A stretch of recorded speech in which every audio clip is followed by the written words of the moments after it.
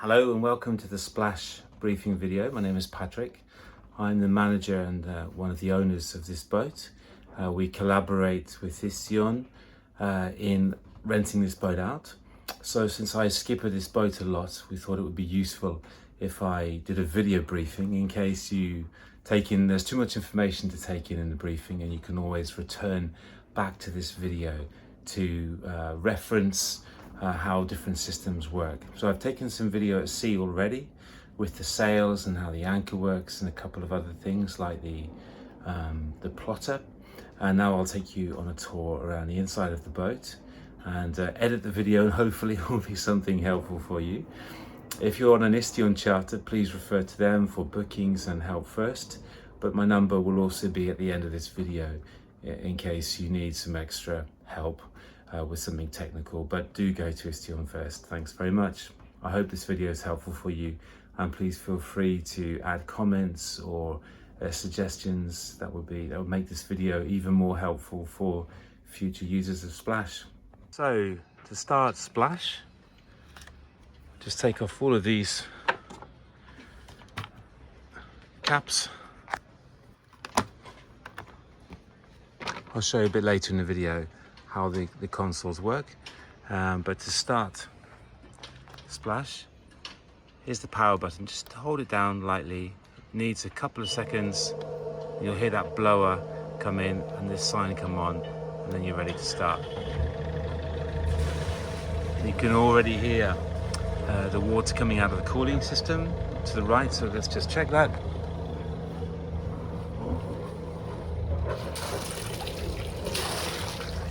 So we're ready to go. The engine lever is down here. It's the same as any other boat. It's a click forward for a little bit forward, a long way, click up into neutral and back the same. If you're using or operating the winch, the anchor winch, you can press this in, and you need some more electrical power. Press this in for neutral. This will give you RPM. By the way, the RPM is seen here, and it clicks back out again. So maximum you should use is 2,500. A good cruising speed is 2,200 on this boat. Stop the engine, the same in reverse, press stop, and make sure that you turn this off as well. And that's how you start and stop the engine. Bow thruster is up here. You have to press both of them on like that. I won't press it now because there are some lazy lines in front of the bow thruster, and they might get caught in the bow thruster, and it's quite difficult to replace. So simply left and right. It automatically turns off after a couple of minutes of not use, or you can turn it off here. So regarding the plotter, you've got the chart. You can zoom in and out, either with your fingers. You can click on the boat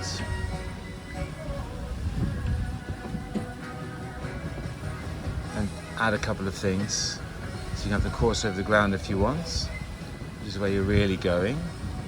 And you can take the heading off.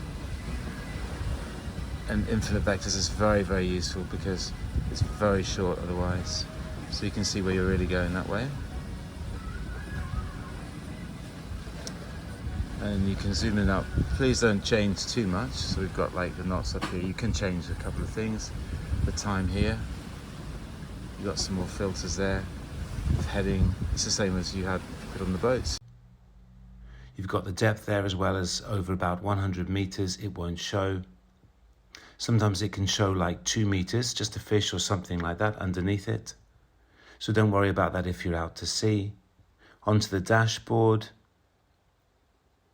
So you've got a sailing setting. So in a sailing setting, your speed over the ground, true wind speed, speed through the water now. Sometimes if the boat has been sitting for a long time, a little propeller under by the keel gets stuck and that goes down to 0. In that case, you can see your true and apparent wind be exactly the same. It's the true wind is calculated from the speed through the water, the roll angle, rudder angle, depth, heading, date and before level. Press this little arrow at the side. This is more for motoring. You've got your trip manually. You can reset as well. Don't reset the log, please. And a couple of other details in here. You've got actually got a compass here, or your bearing, as well as, and the rest of these things. This is for an autopilot, that you can set a heading, but the autopilot is really skewing at the moment on this kind of thing. So if you want to go somewhere for a long way, just put the autopilot on a heading. Then you can put some data in here. You can put depth if you want to. This is for fuel tanks and water tanks, which aren't connected, so that's why they're showing 0 here, and back to the beginning again.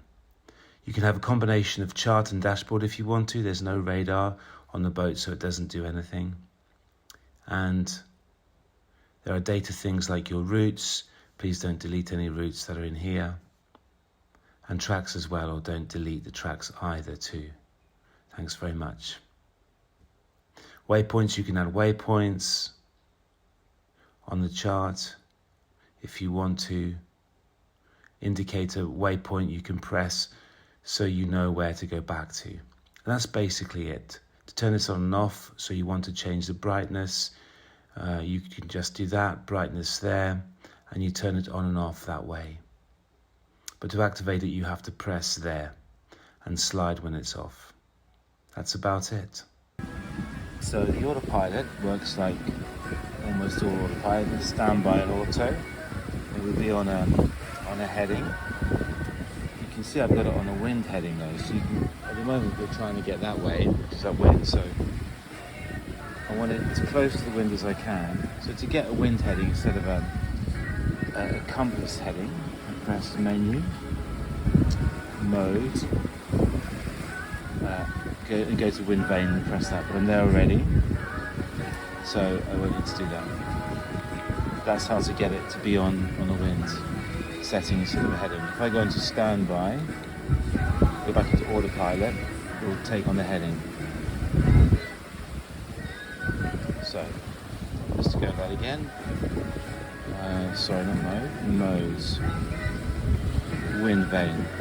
There you are, 34 degrees. That's too little for this boat, really. So we'll be there, 40 degrees. Pulling up the gangway, it's pretty straightforward. Take it to about there.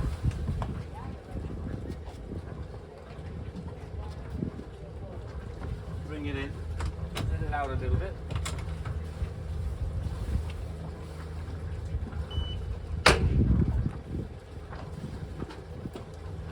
You want these ropes quite tight. Then you have to remove this rope here, this springy rope.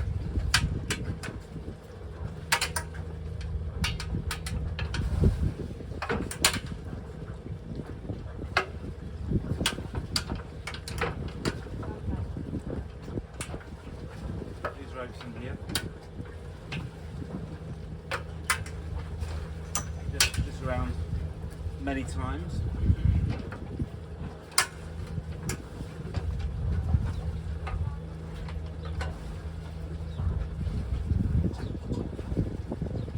It's around about 3 times. So get into here. Then we use this rope here.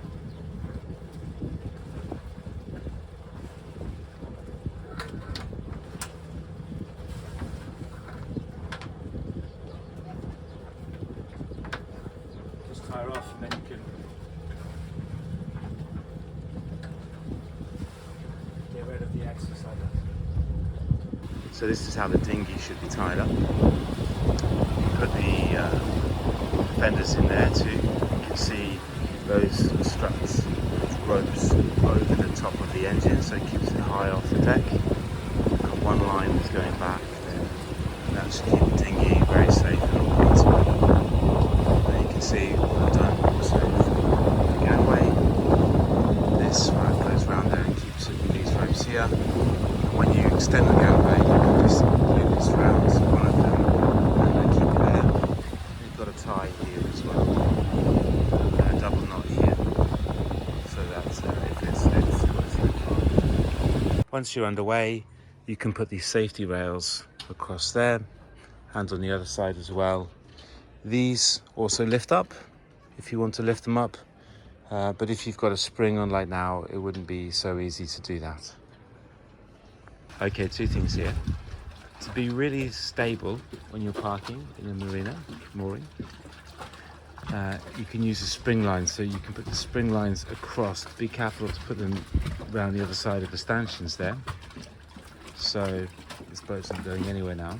Second thing is, if you want to put the platform down while you need the gangway, be sure to lift the gangway this far up, because if you don't, when the gangway goes down, it will scrape on the top of the, when the platform goes down, it will scrape on top of the gangway there. So the two buttons to put the gangway down, right here, down and up.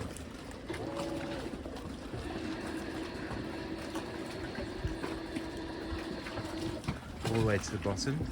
And you can make sure on the way up that rope goes on the inside, that holds it. Maximum of 2 people on the platform at any one time. If the platform stops working, the fuse for the platform is under the bunk beds in the bunk bedroom in the far corner. It's a red fuse. It's happened to me once and I couldn't find where it is. To put the ladder down to go into the water, you lift this latch up here, and the ladder is telescopic. It comes out and unfolds and goes down into the water. So just to tell you a few things about the davits. The davits are the inox supports that hold the dinghy that you can see here and here. They're 90 degrees to the boat. They are in a locked position here. So to move them to the left or right, once you've got the dinghy off, you need to lift them up slightly and move them, as you can see here, and they lock in these places, as you can see here in the video. To have them in this position, you have to have the hatches up, because they won't close otherwise. And you can see here, you can lift them up and turn them round and put them back into place again. You can even remove the davits completely if they're in your way. When you want to use the barbecue or swimming platform like this, you can see we've locked the port side davit in that position, so you can have access to the swimming platform, but you can fold the starboard one back in, or you can remove them completely. Notice to access the barbecue, the back bench needs to be lifted up, and it's lifted up at this point right here. Just make sure you've disattached the fenders so that it can lift up easily. To turn the gas on and off from here, you have a separate switch on the side and here. This is on, this is off.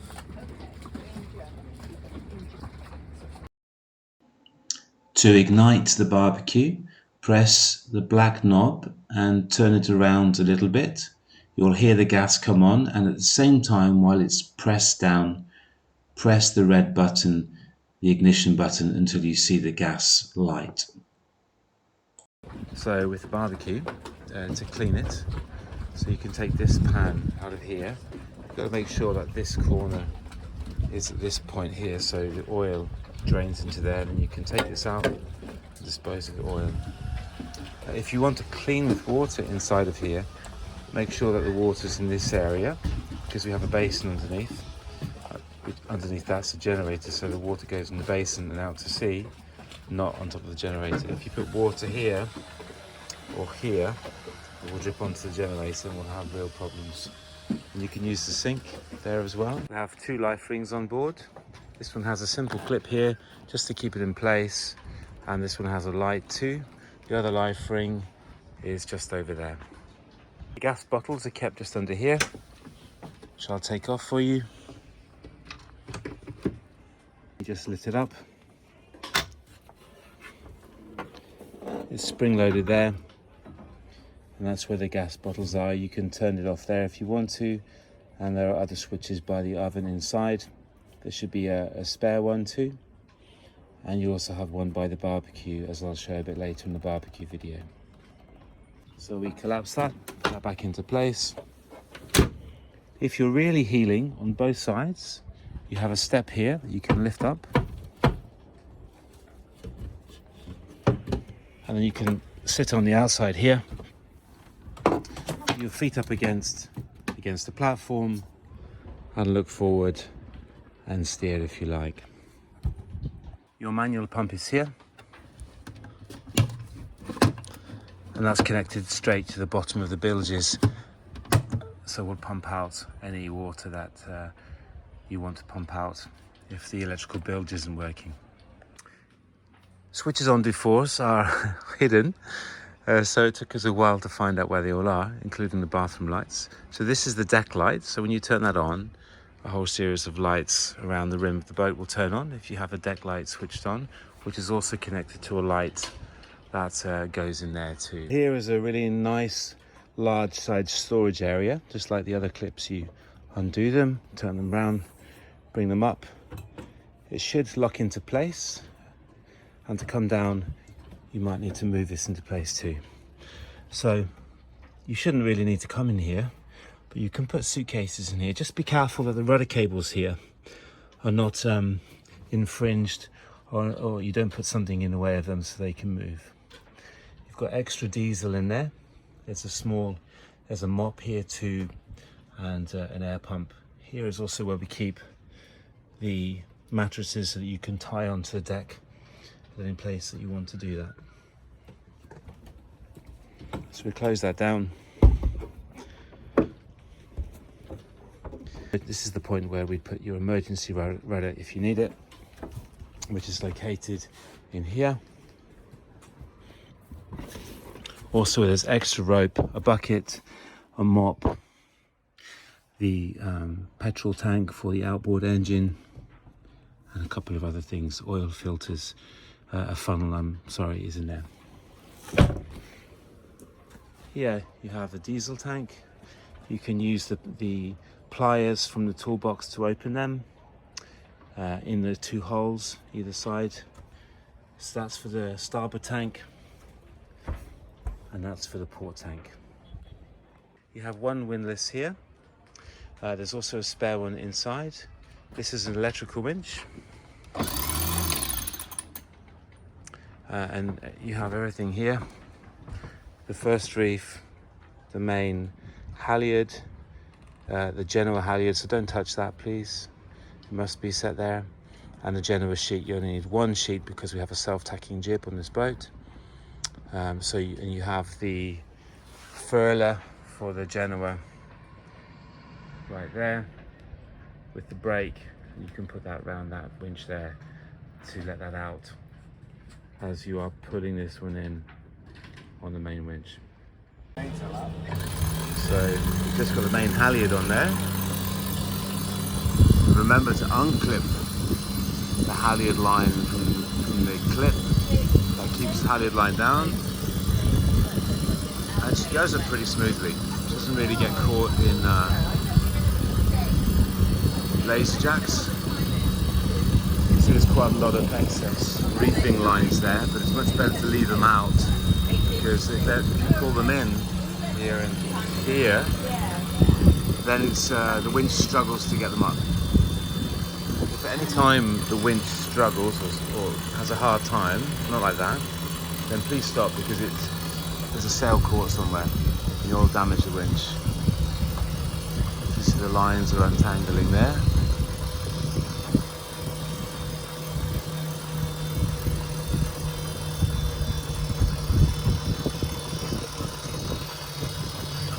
I've got the boat in autopilot there, into wind. Okay, that should be fine. It's slightly tangled up there, but we'll open the sail and that should come undone. So brake on and tidy the halyard line. Super. So just to go over the 4 ropes here. The first one is the boom vang, the black one, which brings the boom vertically down or up. You'll hardly have to touch that one. The outhaul, don't touch at all. It just lets the sail further out or in at the end of the boom. The third one is the one that you'll be using almost all the time, the main sail sheet, which lets the boom out horizontally. You can let this out in strong winds to stop excessive heeling. If you're still heeling, you'll have to take in a reef. So this here is reef number 2, and we were using it yesterday. So all of this rope is out here. Now, to put the sails up fully, all of that rope has to go out until it gets to the knot at the end. Otherwise, the sail doesn't go up. But underneath here is a storage area for masks, snorkels. The hose pipe is there. It's a great place to store things that will get wet. It might get a little bit dirty as well. So that's useful. And here we have the main table. So in the front area here, you can store things. There in the back one here is a fridge. So it really is very useful. You can put a bit of ice in there as well, just to get it a little colder, but it really makes refreshments nice and cold, and you don't have to go downstairs into the fridges there. To lift the table up, it's pretty simple. It clicks up on both sides. So to close the table, you need to find the bars here and here and lift up at the same time. See that? It's in. If you lift one up, it won't go. So lift up at both same time, it drops back in and clicks into place. A really good place to store extra rope, so you don't need to have rope hanging around. Here, and also here, the shore power cable, which is attached there, also rolls up and stores into there. Deck, we have 5 large fenders, all with little hooks on the ends, so they can be hooked up nicely onto the side railing when they're not in use. This is exactly how we do it. So you don't need to untie from that point there. The fender is hooked there, and when you drop it back into the sea again, you can put the hook there so it's not dangling down too much, and take the weight of the fender so that the stanchion doesn't when you drop it, and then you can let go. So that's how we position the fenders when they're not in use. At the moment we have the spray deck out, the Bimini and the back Bimini. There are different windows that you can open at different points to see the sails. If you want to close the spray deck or the Bimini, you need to release the sheet here. The boom needs to come over this way. You can release the tension here, close the spray deck, close the Bimini, use these to tie the Bimini up, and you're good to go. There's a solar panel up there which works automatically. So people like to put the cushions out here. It can be tied to the side here too. You've got a hatch that can open. Another space where people like to put the cushions is out here as well, just ahead of the skipper's cabin. Here you'll notice the self-tacking jib, so it will slide across. So just be careful if someone's out here, just for a safety point of view. So onto the mast, where I mentioned in the sailing video, these reef lines, if you've taken a reef, will need to be pulled out and help fed through so that the winch doesn't have to work too hard to raise them. This is the halyard for the Jenica, which we don't have, but please do not touch it because it needs to be very tight. Otherwise, if you unfurl the jib Genoa and it gets stuck around the red one, it can cause damage to the forestay. So absolutely just keep that there. Thank you very much. You've got your laser lines here, which you can adjust. Both reefs are self-tacking, so you don't need to come to the mast to use them. There are steps here too, if you need to climb up. And this is the backstay, the topping lift, right here. Here's the skipper's cabin, where you need to come and get the anchor control, which is just up there. As you can see, you need to pull it out. There's a manual toilet here, but it does have a tank. So the tank is accessed underneath there, and you can release the septic tank so it can go into the sea, well out to sea, not in the marina. Unfortunately, on this boat at the moment, the anchor always comes up this way.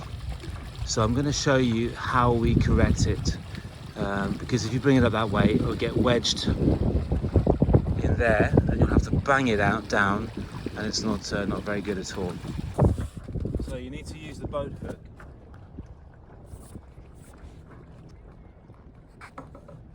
to lift this rope out. So with the boat hook, you can show the anchor jacks. You have to turn the anchor around carefully.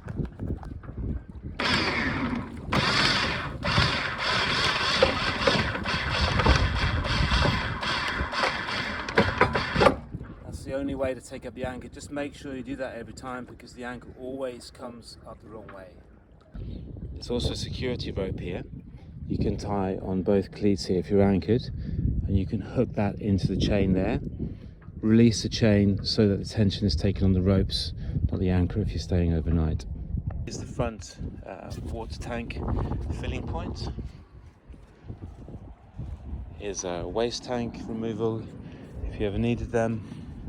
And these two are this is the port and this is the starboard intake for water. Side doors here and on the other side, so you can, if you're more alongside, you can get in and out this way too.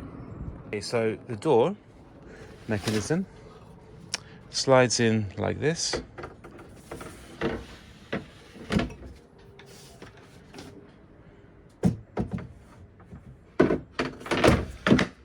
And you pull this across and simply use the key, turn it twice until that doesn't go across, and that keeps your boat locked. When at sea or preparing to depart, you can store these right here and here. And there's a piece of elastic here which just comes out.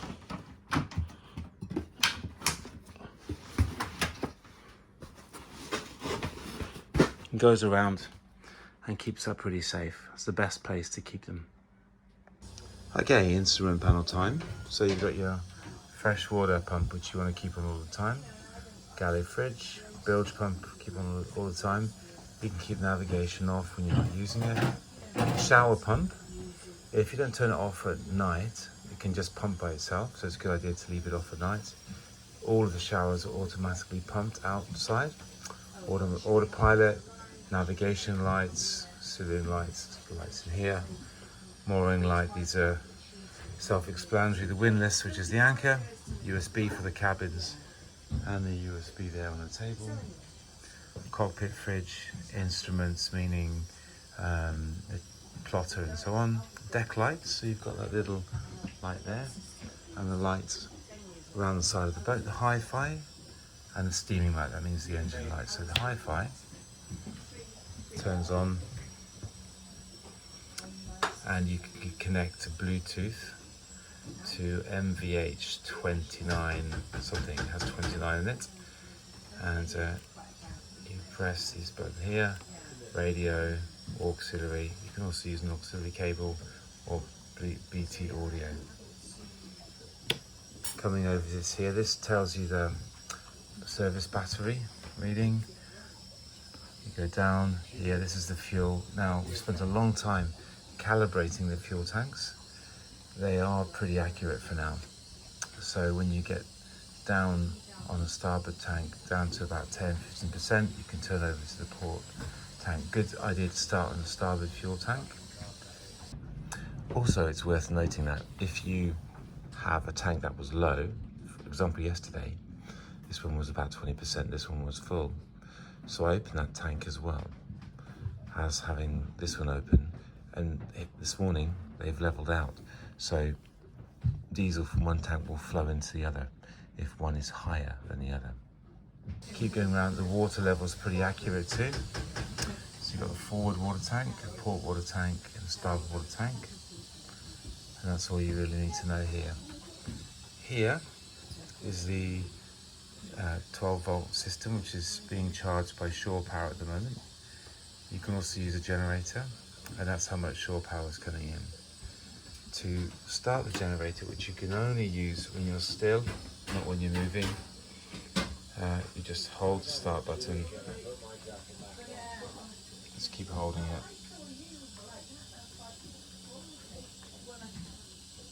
Takes a while to kick in.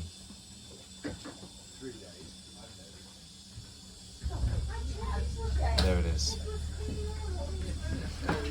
So, and you can check things like the faults, or cool, temperature, oil pressure, hour meter, status running, and if there's a problem it will stop by itself. And stop, you just turn it off, but it must only be used while standing still because of cooling. Cools with seawater, and you have to make sure that seawater gets in properly. VHF here.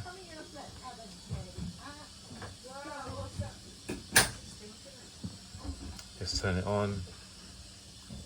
You've got volume here. You can leave it on channel 12. Any place that you want to go into, they will tell you the channels that they're using. So it's pretty straightforward. You've got an inverter, which you don't need on when you're using shore power, so make sure you turn it off. When you haven't got shore power on, so you can turn the shore power off, you can turn the inverter on, which gives 220 volts to the plugs, like the one over there, but only for low power ratings up to about 500 watts. That's it, otherwise it will blow.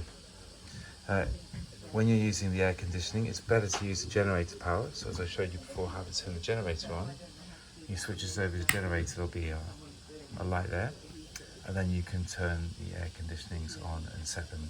And again, only when you're still and not moving.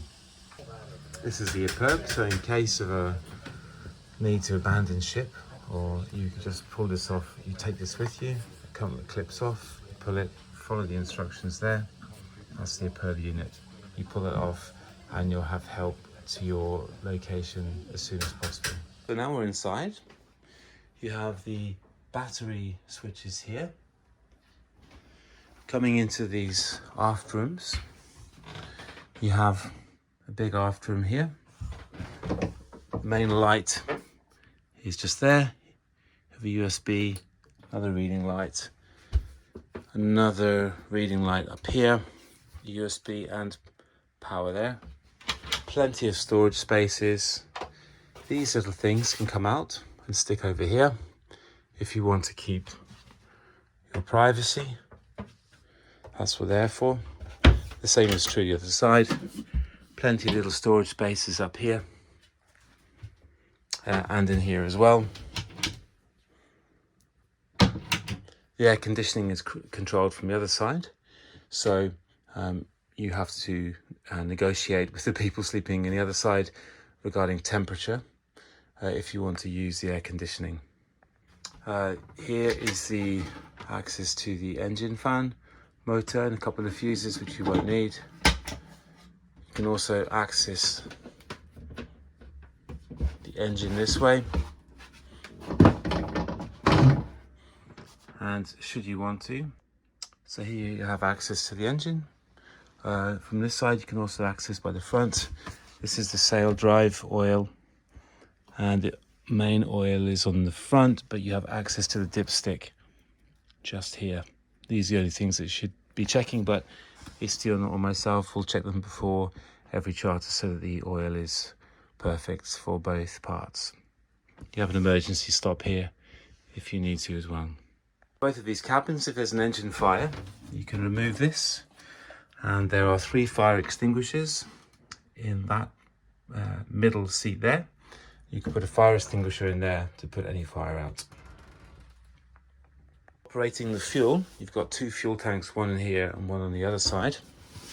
So it's very important. We spent a long time working out how to do this. This lever here must be in this position all the time, in line, not closed. And at the back, you can see here,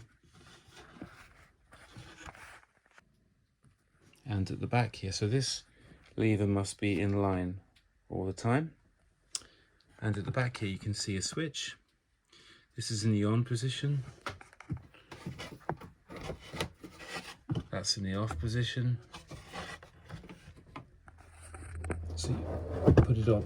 Now we know that fuel will be used from this tank. If you have that on the other tank, it will be used as well. The best thing to do is to start on this, which is the larger tank, the starboard tank first, and then when you get down to 20–30%, you can switch over to the port tank. I'll show you right now where that all is. So coming into the other room, this can be made into 2 single beds by simply removing this and removing this here. The light is on the inside, again with the USB and a power connection. And you can see here, you can remove these and make 2 single beds or a double bed. It's up to you. As I said before, the fuel tank is under here. You can see again that lever is in that position. And this lever is in the off position now. It's flexible. The arrow indicates where you'll find the thermal fuse switch for the electric winch up on the deck. So if the electric winch is being strained when you're pulling sailing ropes and it turns off, then try here first to see if it's down. The cabin has a fan, plenty of storage space up here. This is where the solar panel charger is. And now we come to the air conditioning, which is the same for any of the other 2 air conditionings. So this operates air conditioning for this side and the other side, and there's one in the front compartment too. You simply just turn it on. Do make sure the generator is on if you're going to use more than one. Turn it on. Now it's on. You set the temperature, and you can set then how much you want. Going to bring it down a little bit.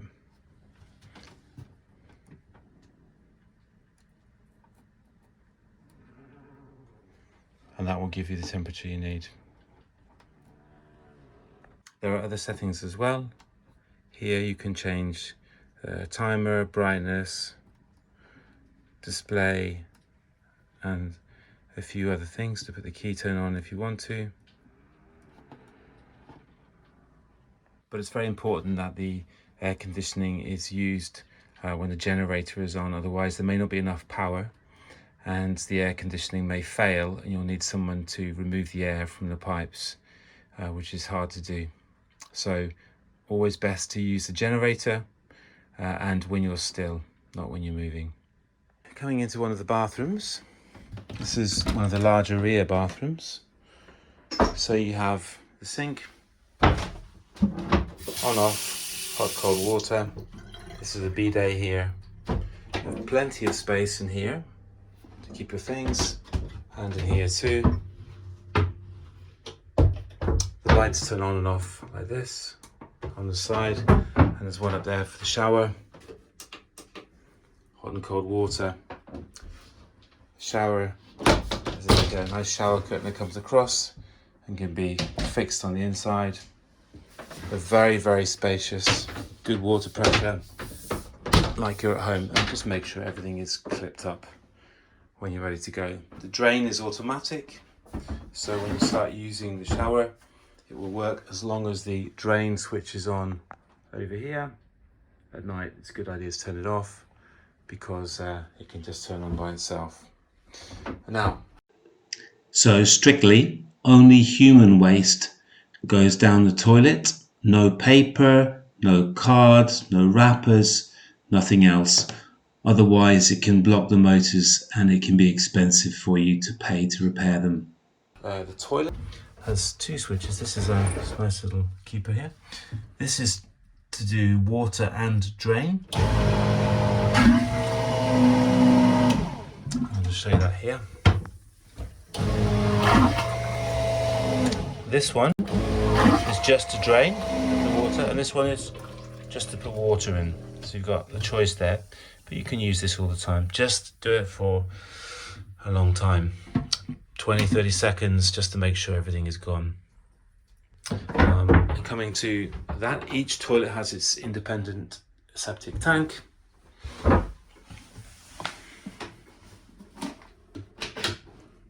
So here you see on the inside, these two levers, just leave them as they are. This back one, the back, that's in line, as you can see, with the main pipe. It means that a waste goes straight out to the sea. If you push it across, now you can see it's closed. The same is true for all of the other bathrooms, including the skipper's cabin on this yacht. So parallel means that it's open. So just be careful to close all 5 bathrooms, including the skipper's one if you're in a marina. There's plenty of storage on this boat, and one of the exciting features is this little wine cellar, which doesn't always fit wine bottles, surprisingly enough, but it is a place where you can keep water or a wine if you have the right size wine bottle. So moving into the bunk bedroom, where we have our laundry at the moment. In each room you'll find life jackets as well as a spare pillow and covers if you want them. Just here is where all the harnesses are kept. The majority of the fuses on Splash are either, as the arrows show, underneath the bottom bunk, or, as the other arrow shows, further up behind the main panel. All of the other safety equipment, spare ropes, thin ropes, cones, etc. are under here. All of the other electrical adapters you need are under there, tie wraps, hooks, etc. The cutter, the line cutter is in there as well, the floating anchor, a pair of dumbbells if you want to do exercise. So they're all here. Also the electrical switches are there too, over here, and then marked on top, including the water heater, which ones they are. The rest you can leave. So if you want to access those, that's where they are. So that's at this point on the yacht. Under here you have flares, fire extinguishers, a couple of life jackets, spare engine oil. It's all here. This table can come down and be a bed. If you want to use it as a bed, do ask Istion to get the cushions out of their storage area. This simply comes down. These all come up. Here, and 4 places there. This bed comes out, I should say, first of all, like using it as a table. You pull these out on both sides, and the table rests like that. The same is true on the other side. To be used as a bed, it needs to be out fully. So under here is the battery charger. You shouldn't need to use it. Coming across here we have your toolkit, lights, electrical meter, screws, fuses, plenty of tape, WD-40, a little bit of Loctite glue. We use that on the door handles in the case that they come off, but they should be fine now. In here you can keep your boat papers.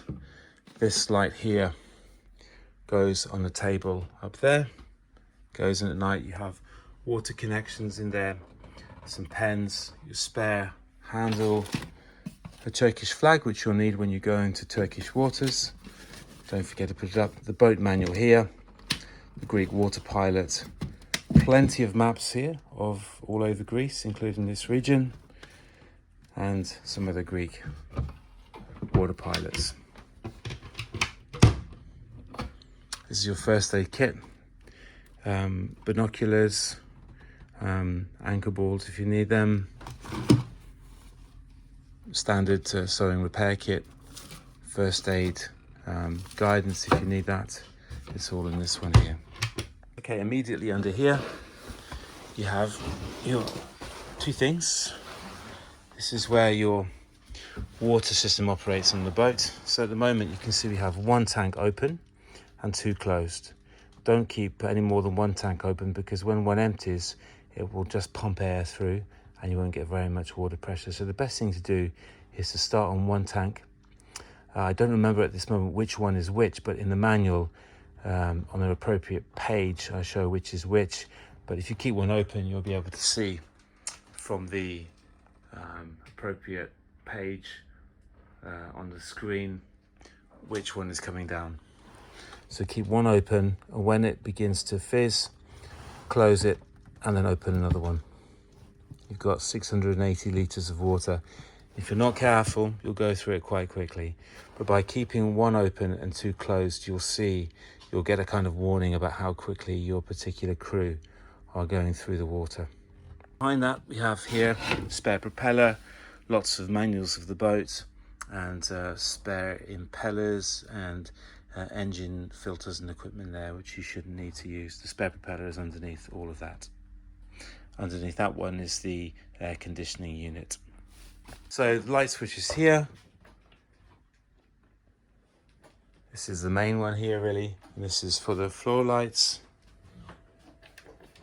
You've also got a set of switches over here. That one is the same as one of the switches there, but this is a different one. Here, this turns these ones on. Let's keep them on for now. The galley is really, really large. Got a coffee maker here, which takes Nespresso tablets. Probably a good idea to put it in the drawer if you're really healing. Plenty of space here and underneath and further in. Lots of space. Just to make sure when you close them that you put that there. You can have wine in here. Quite a good place to store water in here. Cutlery drawer and all kinds of other things that you need in here. And there you have a fridge here. Keep it set to 6, not 7. It'll be very cool. Make sure it closes. Got a freezer in here. 2 sinks.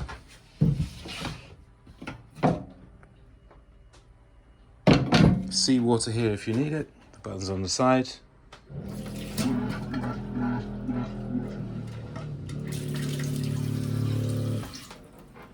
Hot and cold water. You can keep these on the side here if you need to keep space. And this one for the oven can also be slid like this. There's a freezer here. All kinds of other things here. Coffee makers are in here. You can keep food in there, and so on and so forth. This works like any other oven. The gas switch is there, so it's off at the moment. You can, if you want the oven to swing, you can do that if you're healing, or lock it. And you can lock it back up again. Also, it's good to lock that if you're really healing. We had things come out of there on our trip down from Thessaloniki with a lot of healing, so it's good to lock the oven. So to turn the oven on, you can turn the gas on. You press in, keep that in for a little while, and then it will stay lit, and you can turn it down. There is a grill here. To get the grill working, you need to have this point in that position there, exactly.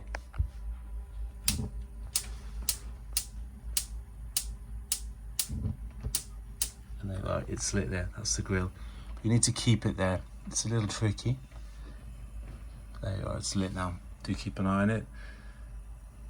The oven, let's turn that off, and the oven starts from this side, from this point here, and you can set the numbers.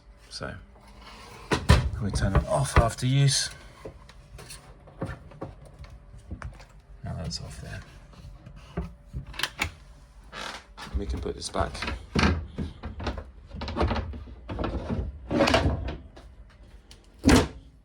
Even more storage over here. And cups on these black things here, and wine glasses. And more storage space here for the same thing.